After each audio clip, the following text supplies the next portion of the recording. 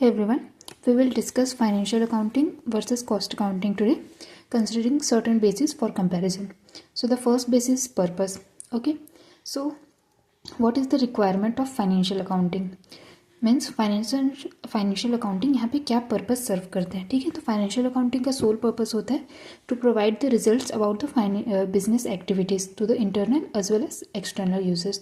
Okay, then हम देखते हैं कि कॉस्ट अकाउंटिंग का क्या पर्पस होता है. सो यहाँ पे कॉस्ट अकाउंटिंग का पर्पस होता है to provide information to the management. Okay, so that they can make certain decisions, okay, on the basis of cost accounting data. Okay, then after need of financial accounting, financial accounting हमें क्यों करनी पड़ती है.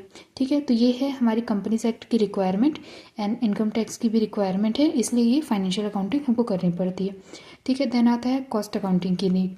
Cost accounting की need होती है management के लिए, सो दैट मैनेजमेंट को जिस टाइप का भी डेटा रिक्वायर्ड हो, जब भी रिक्वायर्ड हो, सो दैट हम उनको प्रोवाइड कर सकें. ये होती है कॉस्ट अकाउंटिंग की नीड. ठीक है, ये किसी लॉ के अंदर नहीं होता, बट ये मैनेजमेंट की रिक्वायरमेंट को फुलफिल करने के लिए अपन करते हैं. ठीक है, देन आता है रिकॉर्डिंग. तो फाइनेंशियल अकाउंटिंग का जो डेटा होता है उसका classification and recording and analysis सब होता है subjectively means as per method suggested. ये डिफरेंट मेथड्स लाइक डिफरेंशिएशन के डिफरेंट मेथड्स हो सकते हैं, तो जो भी सुटेबल होता है बिजनेस के एक्टिविटीज़ के अकॉर्डिंग वो वहाँ पे अप्लाई हो जाती है. ठीक है, तो ये सब्जेक्टिव होता है. देन कॉस्ट अकाउंटिंग की जो रिकॉर्डिंग होती है वो होती है ऑब्जेक्टिवली, मतलब जिस टाइप के भी एक्सपेंसेस है उसके अकॉर्डिंग इसको, मतलब जिस पर्पस के लिए वो एक्सपेंस किया गया है उसके अकॉर्डिंग हम उसे रिकॉर्ड करते हैं. ठीक है, देन आता है एनालिसिस ऑफ प्रॉफिट. तो फाइनेंशियल अकाउंटिंग में जैसा हमने 11th-12th में किया भी हुआ है, फाइनेंशियल अकाउंटिंग में हम प्रॉफिट देखते हैं एज ए होल. यहाँ पे अपन छोटे छोटे पार्ट्स में नहीं देखते, अपन सारे बिजनेस का देखते हैं कि कितना प्रॉफिट हमने अर्न किया है.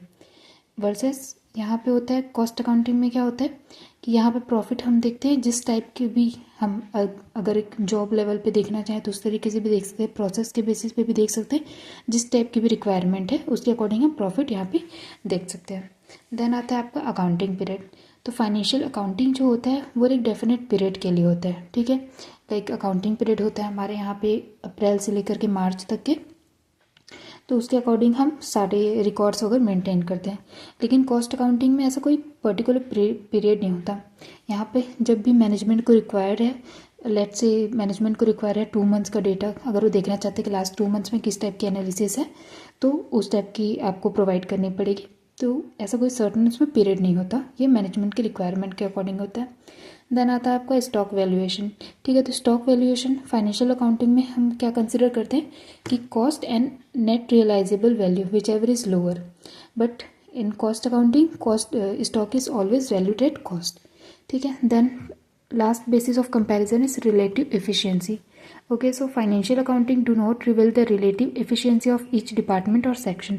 ठीक है, यहाँ पे जैसे कि हमने देखा कि प्रॉफिट एज ए होल हम कैलकुलेट करते हैं. ठीक है, तो यहाँ पे हम इंडिविजुअल लेवल पे नहीं देख सकते कि कितना इफिशिएंटली वो काम कर रहे हैं. ठीक है, लेकिन in case of cost accounting यहाँ पे आप इंडिविजुअल लेवल पे देख सकते हो कोई मशीनरी कितने अच्छे से काम करी, कोई डिपार्टमेंट कितना अच्छा से काम कर रहे हैं.